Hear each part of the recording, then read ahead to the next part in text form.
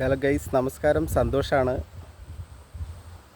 ഇത് ഏകദേശം ഉണ്ടല്ലോ, ഞാൻ എൻ്റെ സ്കൂള് കാലഘട്ടം എല്ലാം കഴിഞ്ഞ് വയനാട്ടിലേക്ക് ജോലിക്ക് കയറുമ്പോഴുള്ള തോട്ടമാണ് കേട്ടോ. ഞാൻ വയനാട്ടിൽ ഈ പേരിയ പീക്ക് എന്ന് പറഞ്ഞൊരു എസ്റ്റേറ്റിൽ അന്ന് പുല്ല് ചുമക്കാൻ വേണ്ടിയിട്ട് ഈ തേയിലയുടെ ചോട്ടിലെല്ലാം പിന്നെ ഈ ചെറിയ ചെടിയായിരിക്കുമ്പോഴുണ്ടല്ലോ, ഈ ചെറിയ ചെടിയായിരിക്കുമ്പോൾ അതിൻ്റെ ചോട്ടിൽ വെയിലടിക്കാണ്ടിരിക്കാൻ വേണ്ടിയിട്ട് നമ്മൾ ഈ തെരുവേൻ്റെ പുൽത്തൈലം ഉണ്ടാക്കുന്ന പുല്ലില്ലേ, ആ പുല്ല് അതിൻ്റെ ചോട്ടിൽ ഇങ്ങനെ വിരിച്ചു കൊടുക്കും. അതിൻ്റെ മണ്ടവശം മേലോട്ട് നിർത്തിയിട്ട് ഇതിൻ്റെ ചോട്ടിൽ ഇങ്ങനെ വിരിച്ചു കൊടുക്കും. അന്നത്തെ കാലത്ത് അങ്ങനെ പിടിപ്പിച്ച തോട്ടം കേട്ടോ ഇതെല്ലാം. ഞാൻ വരുമ്പോൾ അന്ന് ഞാൻ സ്കൂള് കഴിഞ്ഞിട്ട് ഏകദേശം ഇങ്ങോട്ട് കയറുമ്പോൾ ഇവിടെ 100 രൂപയാണ് കേട്ടോ അന്ന് കൂലി. ഭക്ഷണമൊന്നും കിട്ടിയല്ല, 100 രൂപ.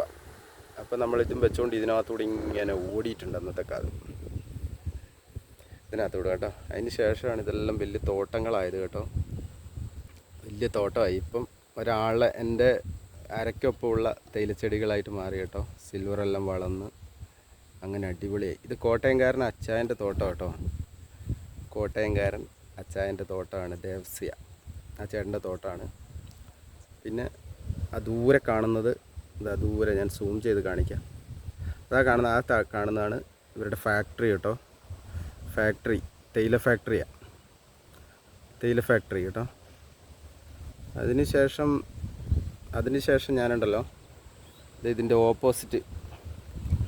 ഓപ്പോസിറ്റ് കുന്നയിൽ കാണുന്ന ആ തേയിലത്തോട്ടം കേട്ടോ. ആ തേയിലത്തോട്ടത്തിൽ ഞാൻ പിന്നെ ജോലിക്ക് കയറി. അവിടെ തേയിലയുടെ ചോട്ടിൽ ആന ഇറങ്ങാതിരിക്കാൻ വേണ്ടി അതിന് കാവൽ നിൽക്കലായിരുന്നു കേട്ടോ എൻ്റെ ജോലി. തേയിലയുടെ ചോട്ടിൽ ആന തേയിലച്ചെടിയെ ചവിട്ടാണ്ടിരിക്കാൻ വേണ്ടിയിട്ട് അതിന് കാവൽ നിൽക്കൽ. ഇന്ന് മാസശമ്പളത്തിലാണ് പണിയെടുത്തത് കേട്ടോ.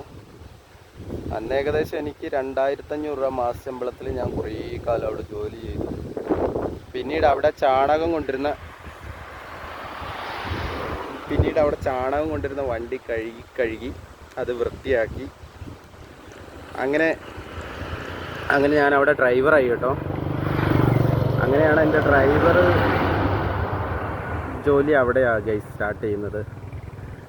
അങ്ങനെ അവിടെ ആ ചാണകം വണ്ടി കഴുകി വൃത്തിയാക്കിയിടും. കണ്ണൂരിൽ നിന്ന് ചാണകം കൊണ്ട് വയനാട്ടിലേക്ക് വണ്ടി വരും, ഈ തേയിലയ്ക്കും കാപ്പിക്കൊക്കെ ഇടാൻ വേണ്ടിയിട്ട്. അപ്പോൾ അത് കഴുകി വൃത്തിയാക്കിയിട്ട് അങ്ങനെ കുറച്ച് നേരം ഓടിക്കാൻ തരും അതിൻ്റെ ഉള്ളിൽ കൂടെ, തോട്ടത്തിനുള്ളിൽ കൂടെയൊക്കെ. അങ്ങനെ 407 ഓടിച്ചിട്ടാണ് കേട്ടോ ഞാൻ ഡ്രൈവിങ് പഠിക്കുന്നത്. ഇതെല്ലാം ഒരു ജീവിതാനുഭവങ്ങളാണ് ഞാൻ പറയണത് കേട്ടോ. നിങ്ങൾക്ക് എത്രത്തോളം സ്വീകാര്യത ഉണ്ടാവും എന്നറിയില്ല. പറയുന്നത് പച്ചയായിരിക്കണം എന്നുള്ള അഭിപ്രായം. മിൽമയുടെ വണ്ടിയാണ് പോകുന്നത് കേട്ടോ, കണ്ണൂരേക്കുള്ള.